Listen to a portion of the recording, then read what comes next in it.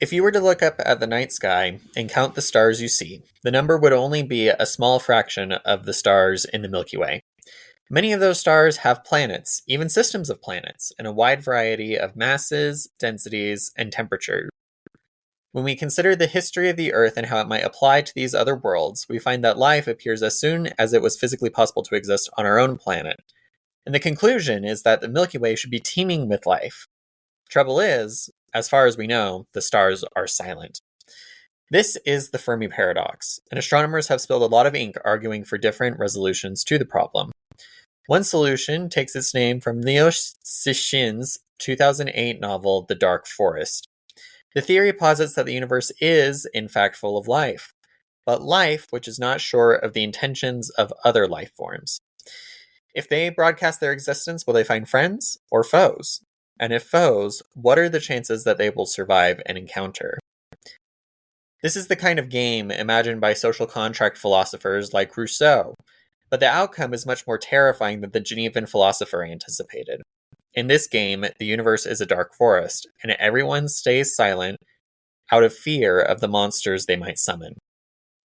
Perhaps you feel similarly, a sense of dread navigating the great shared space of human life, the internet.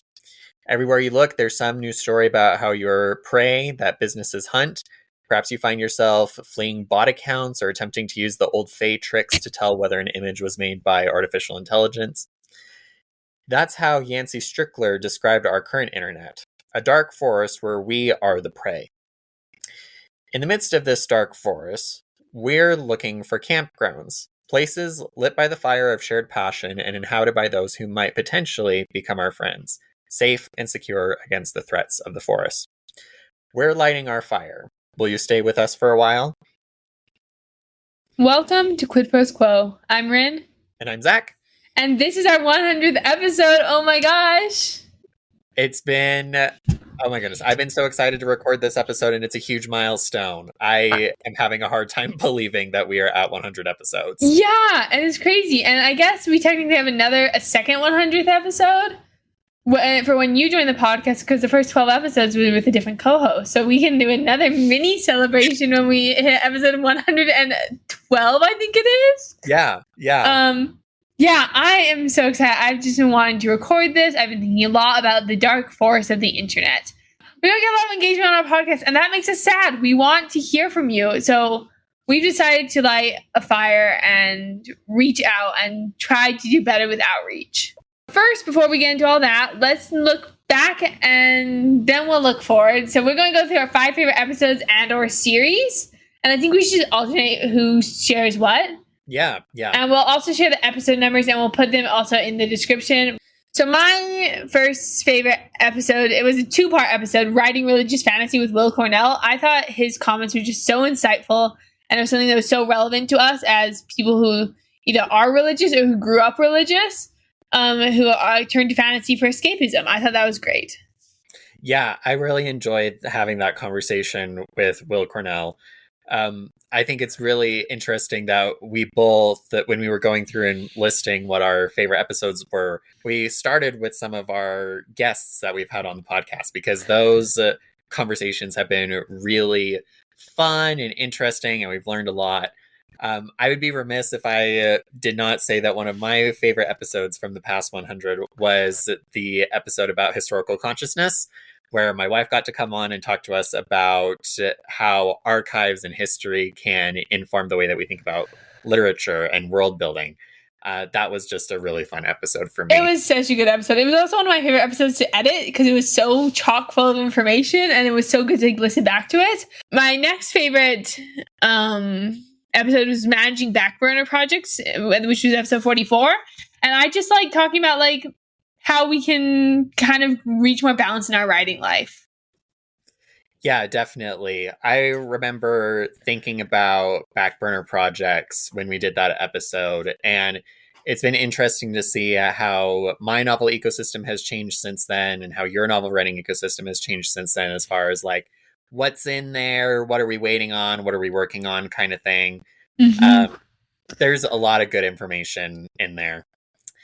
When I was thinking about this, about the episodes, I went back and I looked over our podcast log, and I remembered the episode that we did on randomness and world building back in episode 24.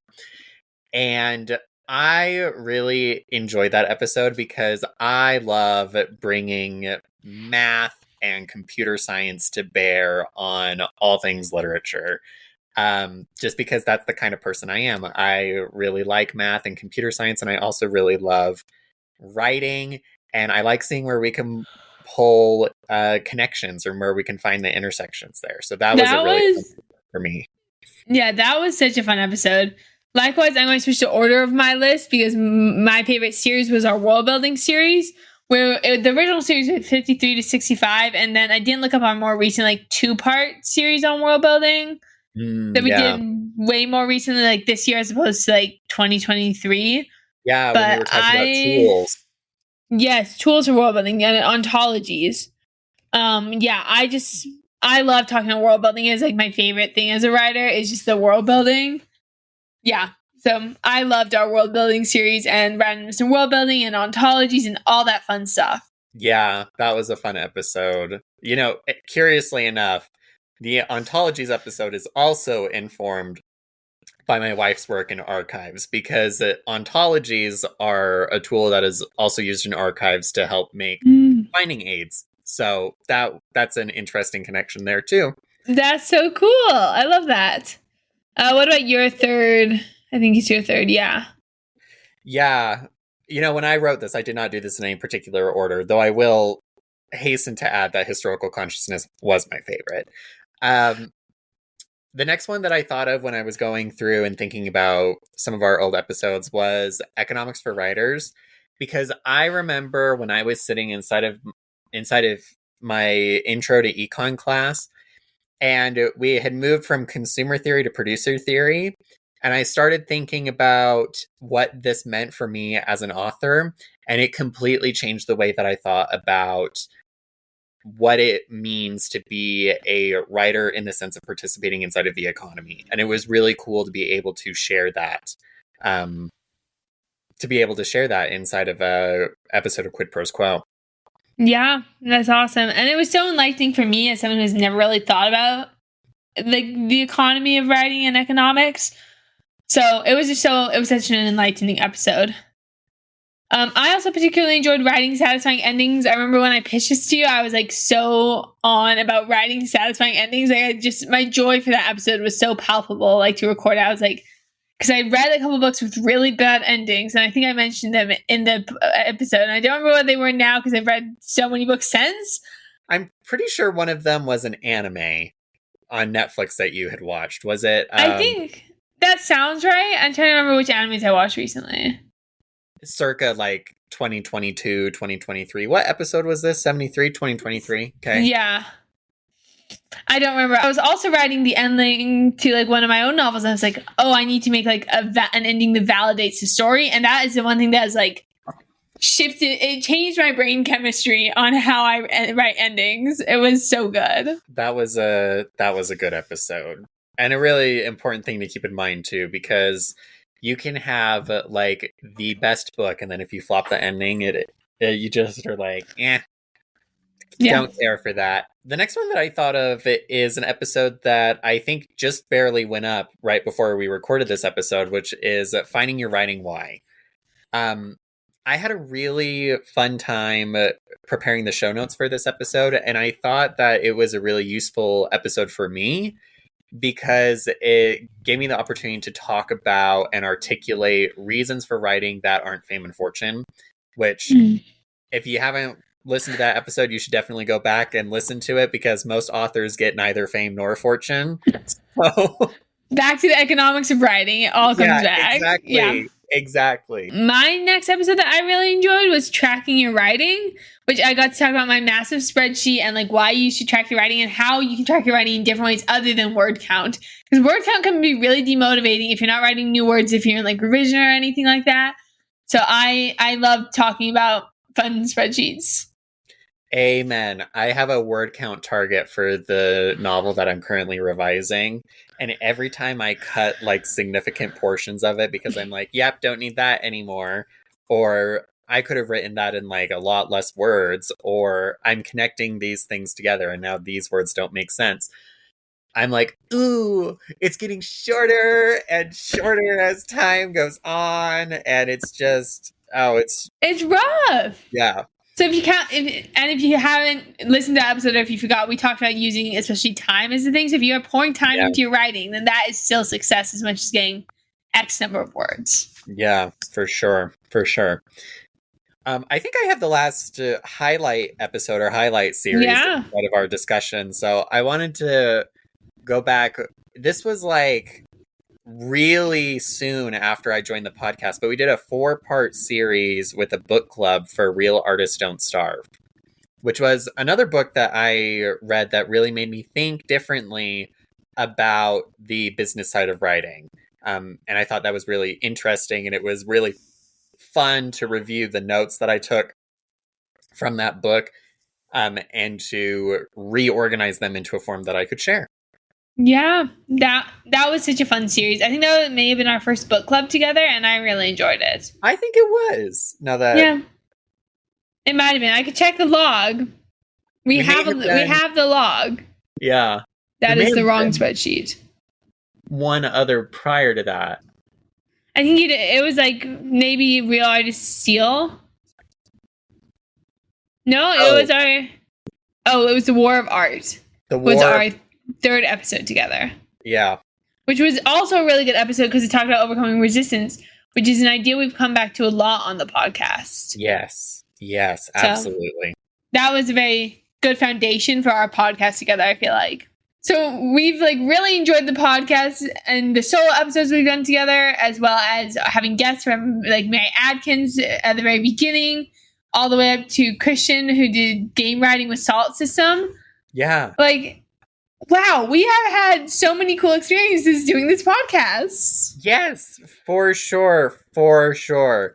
It has been so fun. And both Rin and I are looking forward to bringing you, our listeners, more of our discussions, more guests, all of that good stuff. At the same time, like Rin mentioned right before the retrospective, we are trying to find ways to position our podcast to reach more people, and particularly to engage people. We've done a lot of episodes that are about topics that are kind of beginning and intermediate level as far as creative writing is concerned. And one of the things that we realize and that we have talked about is that there are tons of podcasts out there that are in that beginning to intermediate level.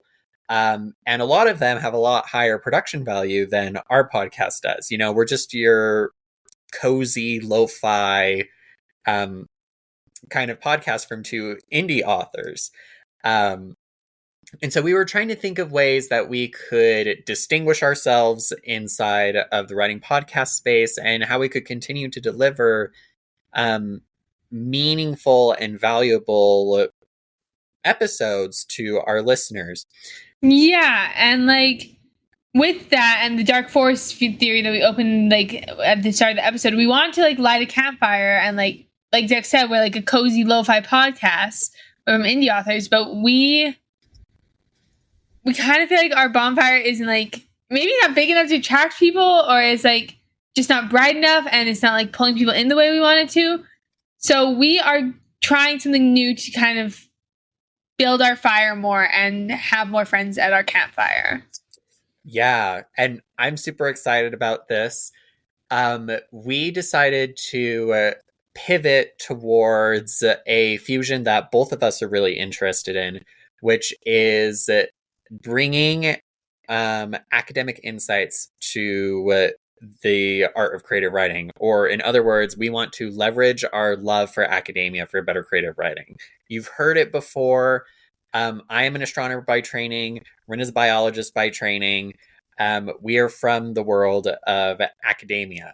And so what we want to do with the podcast is we want to delve a little bit more into these academic articles, in more of the discourse around creative writing and storytelling and narrative, and unpack those insights for all of you. Yeah. So let's talk about what that means for the podcast on a more logistical level. So we'll have fewer episodes like what we've been doing for the past 100 episodes. They won't be totally gone. So if you like, our guest episodes are probably still going to be less academia oriented, but will still be present. Because I still have a couple guests I want to get on this year. For sure. Because I wanted to have 6 guests, and I think we're at 4, maybe 5 guests. We'd have to check. We'd have to go back and count. We'd have to go back to the log. We're really close to 6. But so a few episodes like what we've been doing, but they won't be altogether gone. We will still do it.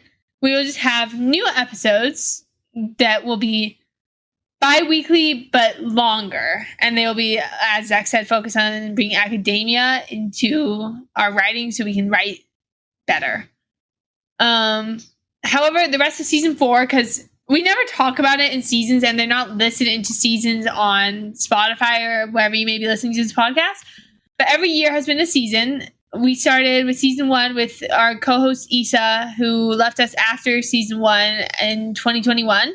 In 2022, Zach joined the podcast, and we have had such a great time with him here. He has so many fantastic insights, and I feel so lucky and so blessed that he reached out to me and said, "Hey, do you want to start your podcast up again?" And I was like, "Yes." So fun. And then 2023 was season 3, 2024 is season 4, and so on and so forth. So 2025, you can expect bi-weekly episodes, so twice a month. But they'll be a little longer. They won't be like an hour long. I think that's too much of a podcast. That you are not like, you would have to be really into it. But we will have bi-weekly longer episodes. The rest of season 4 will still be half-hour episodes every week. But after that, after 2025 starts, we will do that. And also don't forget our hiatus from November to December for NaNoWriMo and the holidays. So yes. We're getting real close to the end of season 4, and that's wild. Yeah. As we are recording this in the second to last week of August, so we'll have September and October, and then we're done. Yeah. So we're looking at like 8 or 9 more episodes, which is crazy. Yeah, it's insane. Also on lighting our campfire and like trying to draw more people, and this is something we talked about a lot in the Writing Why episode. We want to be building communities. We don't just want to like put content out in the world that like engaging feels more optional. We want you to really engage with what we're putting down. We want to help you become a better writer. So to that end, we are launching a Discord server, and we are so excited about this. It is all set up. You can check the link in the show notes to join, and we would love to have you. And it's going to start small, but we hope to grow our campfire. Yeah, so that'll be a good place where you can come and chat with other authors, chat with us, leave thoughts about the episodes, things that you're learning about and the things that you're interested in hearing about. We're looking to create one of these cultivated spaces on the internet. So it's not, completely open like the comment section of, a newspaper or social media platform, but something that's a little bit more curated, something that's a little bit more cozy and a little bit more personal, since it will be less about, shouting into the void of the algorithm and more talking with other people. So just like Rin said, don't forget to check the show notes to find the link to join the Discord server. And we look forward to meeting you there. Yeah, we are so excited. And I know I'm pretty active on Discord. Zach, I'm pretty sure, is also fairly active on Discord. So we will be like in the server. Like you first few people who join, like you're getting prime one-on-one time. Perfect. Now we've like talked about the academic episodes and how they're going to look a little bit different. We are going to put in some audio clips from our upcoming episodes. And you can kind of check those out. I will do some fancy editing to make it all cohesive and sound good. This is a big deal. We have never done sneak peeks from upcoming episodes before, and you get to hear about 2 upcoming episodes. It's going to be so Should we cool. tease the titles? Yes, absolutely. Okay, so the way we're running the behind the scenes is we each come to each other with a couple of academic papers, and we pitch our ideas for an episode. So one episode is one I pitch, and one episode is one Zac pitch. My episode I pitch is the psychology of creative writing, because I want to start with a really firm basis of how creative writing affects our psychology and vice versa. Mm-hmm. So I'm so excited for that. Here's a clip from that. So understanding the basics of the psychology of creative writing can give us insights into how our minds work when we're working creatively. Creatively? Yes, creatively. Because creativity is a practice. And as a Buddhist, I'm constantly thinking about the word practice, because you say, I practice Buddhism and we practice kindness. And it's the implication there is you are never going to be perfect at it because you're practicing it. You're practicing it to become better at doing it, but there is no end to the practice. And then, Zac, do you want to talk about the one you pitched? Yes. I love chunky articles, so I picked a super chunky article. I am really curious about the role of myth inside of literature and in modern society. And so I found an article about mythopoesis in the modern world, which is the art of writing myths. Take a listen of what's in store for you inside of that episode. This plays into the some of the things that Kozlov was talking about with the intersection in between money and myth making. Because when you're thinking about myths, if the myths are culturally dependent, then the myth or the culture that your myth is situated within is basically going to be your audience for that story. All right, thank you for joining us for our 100th episode, whether you've been here since day one with Isa or day one with Zac, or if today's your first episode with us, welcome. We're so happy to have you at our campfire. Thank you for listening to Quid Prose Quo. Quid Prose Quo is hosted by DC Winters and CK Jensen. If you like this episode, please subscribe and leave us a rating on Spotify, Apple Podcasts, or wherever you get your podcasts. If you'd like to contact us, you can email us at quidprosequo@gmail.com. Thank you for joining us today.